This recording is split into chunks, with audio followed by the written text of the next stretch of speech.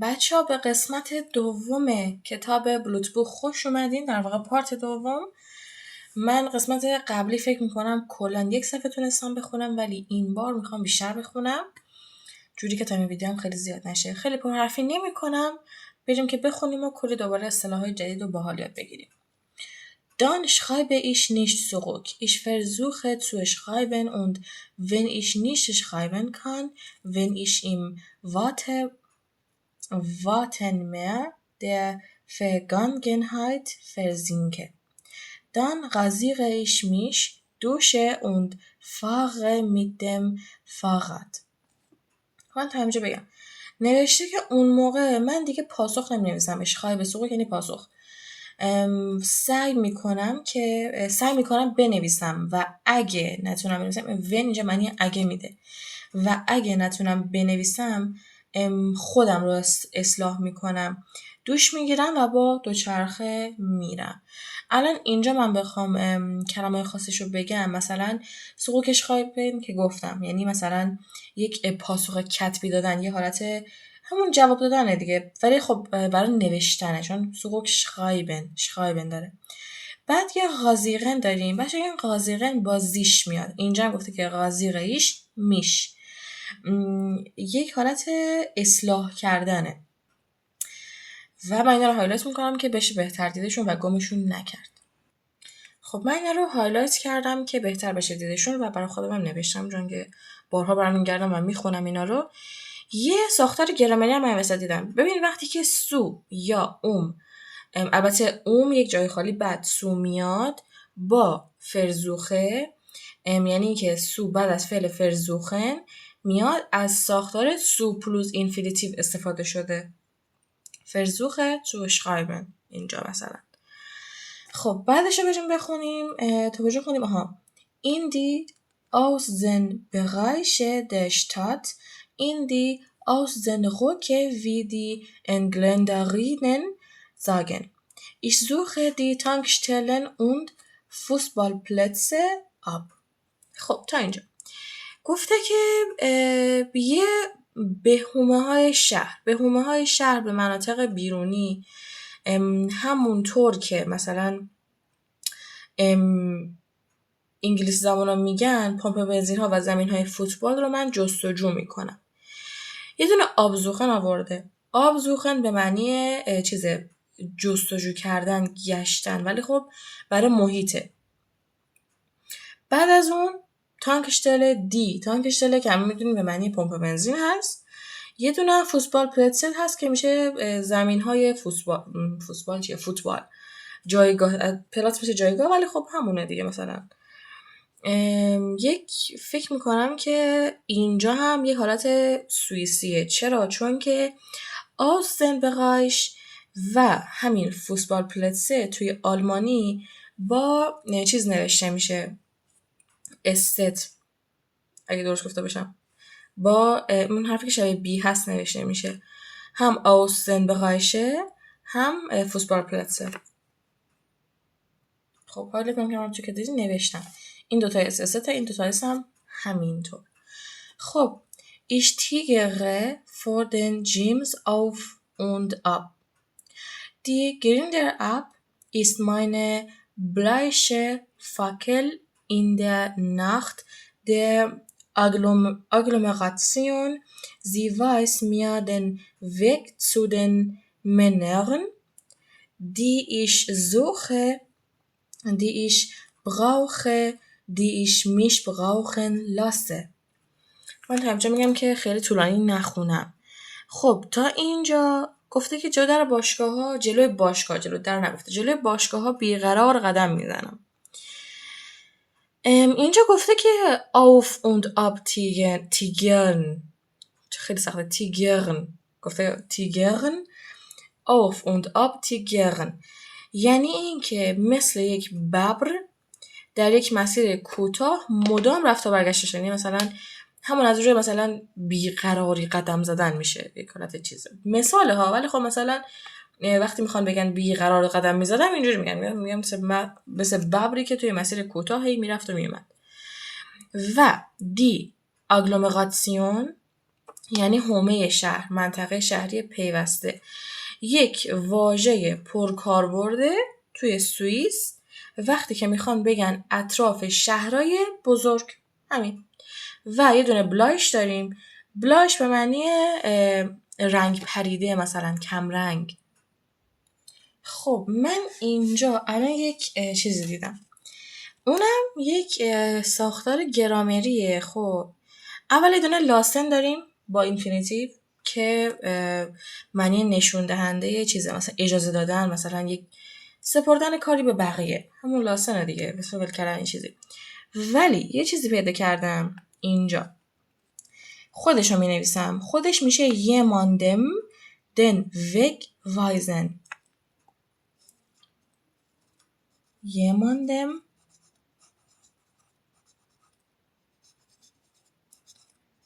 den Weg، بابت خطا آدم عذرخواهی میکنم، weisen.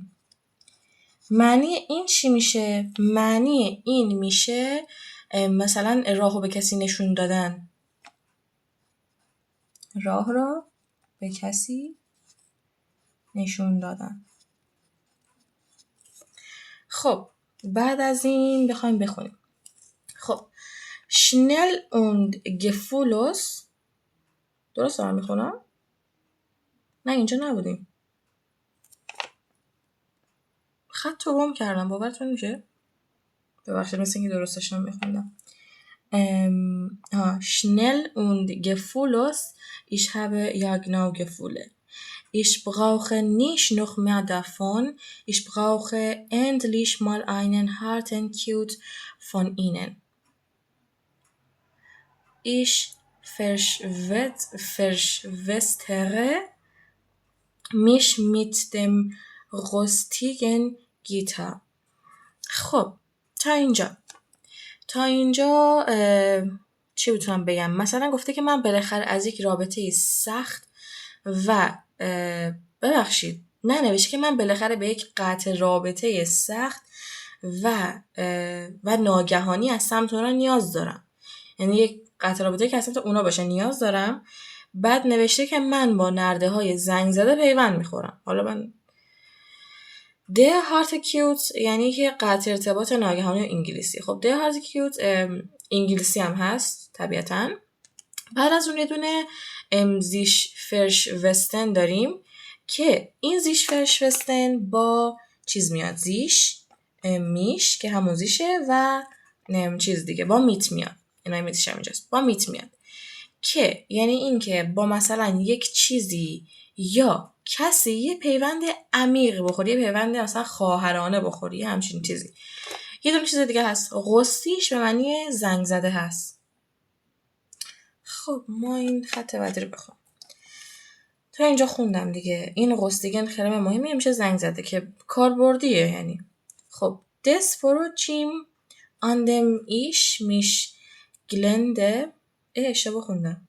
mich festkralle beim nächsten Mal verschwestere ich mich mit dem Geländer des ausgestorbenen Tribunenaufgangs, das mir Halt gibt. خب من تا اینجا بخوام بگم یه دونه زیش فست کرالن داریم. زیش فست کرالن به معنی با چنگ و ناخون به جایی رسیدن هست. یعنی این که میگن آلبانی هر چیزی رو قطعه میکنه واقعا همینه. بعد از اون der Tribunenaufgang Aufgangs به معنی ورودی اون راه پله تریبونه دیگه، ما میگیم تریبون همون سکویی که بقیه تماشاش میکنن. و هالت گبن یعنی تکیه‌گاه داشتن. خیلی قشنگه واقعا. خیلی حالا من بخوام برم بعدی تا اینجا. خوب من میگم که und last but مثل انگلیسیه. اینجا یک عبارت انگلیسیه بچه ها. نوشته چی؟ نوشته که und last but not least. اینه که می نویسه یعنی چی؟ یعنی این که حالا باید که انگلیسیه ولی خب من میگم یعنی اینکه آخرین ولی نه کوچکترین بی اهمیت ترین. بعد از اون که آلمانی دیگه بقیهش امیدوارم باشه. Pralle ich mit der Wange so lange an die Pausenraumtür des Securitas, bis ich von meinem Gefühlen zurück in mein Fleisch gestoßen bin. Dann gehe ich nach Hause, sammle noch in und Geruch von fremdem Mann an mir. Ein warmes Gefühl in meiner leeren Mitte, das mich für die Dauer des Heimwegs aufüllt. گفته و در نهایت اونقدری با گونه به در اتاق همون سکیوریتی استراحت نگهبانه بکوبم تا اینکه از احساساتم دوباره به درون جسمم پرتاب بشم، یعنی اینکه دوباره از احساساتم بکشم بیرون، خسته شدم. آره متوجه شدین دیگه. بعد گفته که بعدش به خونه میرم در حالی که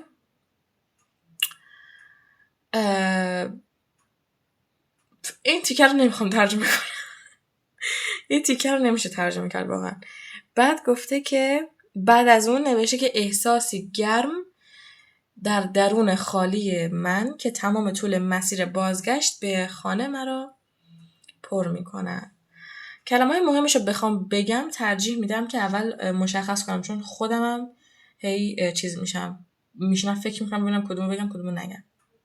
خب یه دونه آنپخالن داریم. آنپخالن به معنی چیزه کوبیده شدن، مثلا برخورد کردن که گفت انقدر گونه‌مو به در میکوبم. این به معنی کوبیده شدن هست، یعنی مثلا کوبیدنم میشه گفت، برخورد کردن. در وانگه که هست دی وانگه که به معنی گونه هست، صورت گونه، ولی در واقع دی وانگه هست چون که داتیو شده، میت شده در. بعد دونه گشتوسن داریم. گشتوسن پرفکته، در واقع شتوسن هست که میشه هل دادن، ضربه زدن. بعد از اون دونه آوفولت داریم. آوفولت به معنی در واقع فعل آوفولن هست به معنی چیز کردن، پر کردن. خب ادامه شو بخونیم.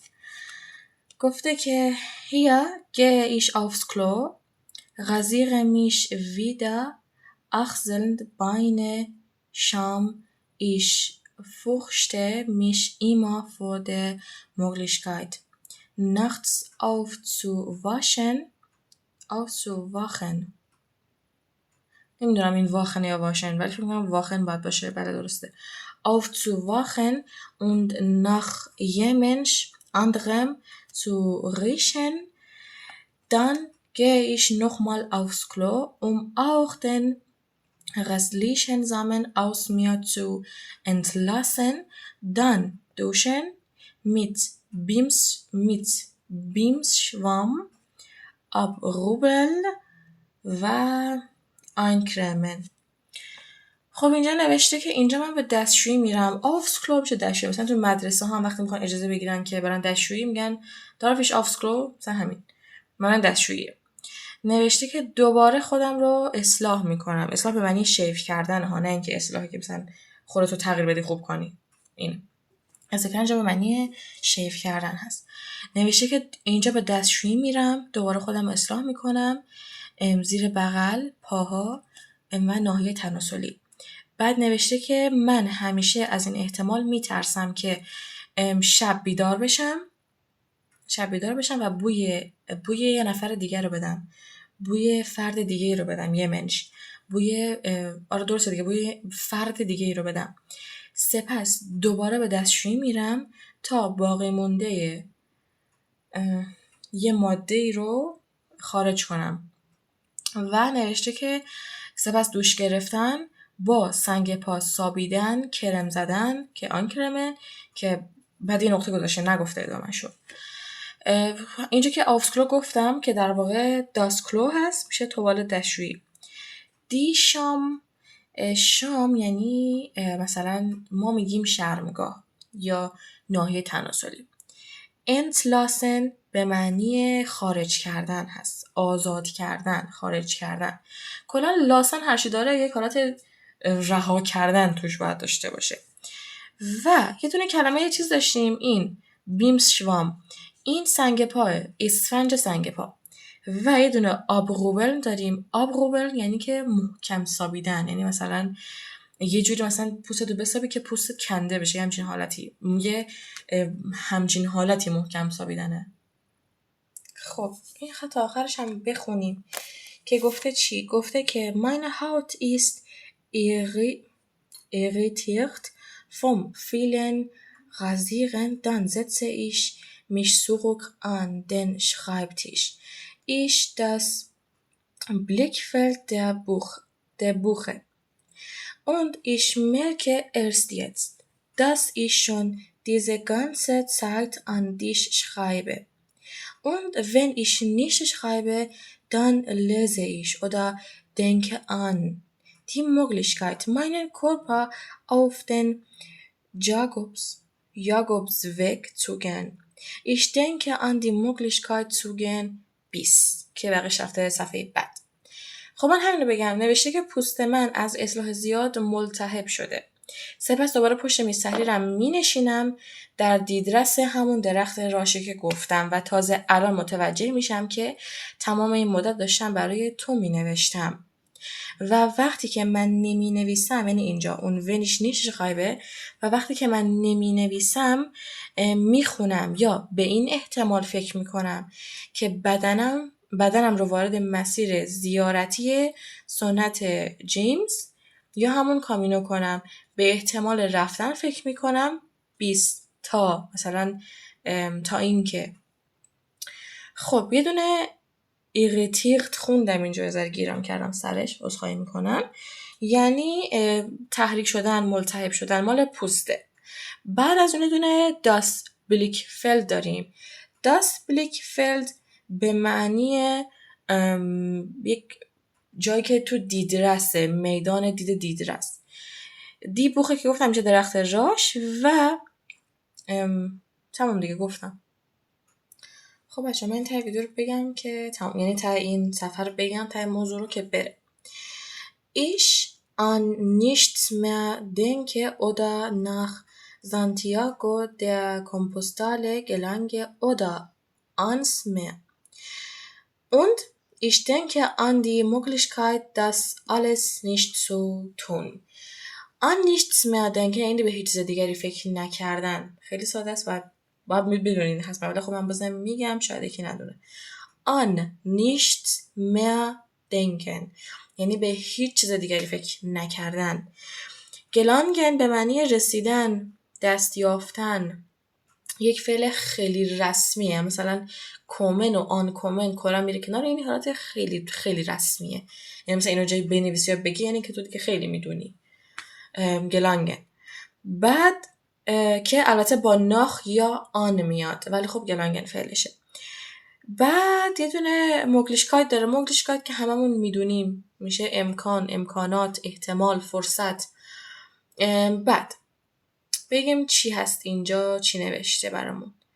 نوشته که به هیچ چیز دیگه فکر نمی کنم با این که به سانتیاگو این اسمه، دوباره نمیخونمش، رسم یا به دریا که این مه هستش برسم و به این احتمال فکر میکنم که هیچ کدوم از این کارا رو انجام ندم. یعنی das alles nicht همه اینا رو انجام ندم. و بله امیدوارم خیلی کمک کننده بوده براتون، کمک کننده بوده باشه براتون و اینکه خیلی دوستتون دارم. اگه ویدیو تا آخر دیدین واقعا لایک و سابسکرایب و زنگوله و کامنت یادتون نره. اگه نظری دارین، نقدی دارین، حتما کامنت کنین، خیلی خوشحال میشم و خیلی هم کمکم میکنه. تا ویدیو بعدی فعلا خداحافظ.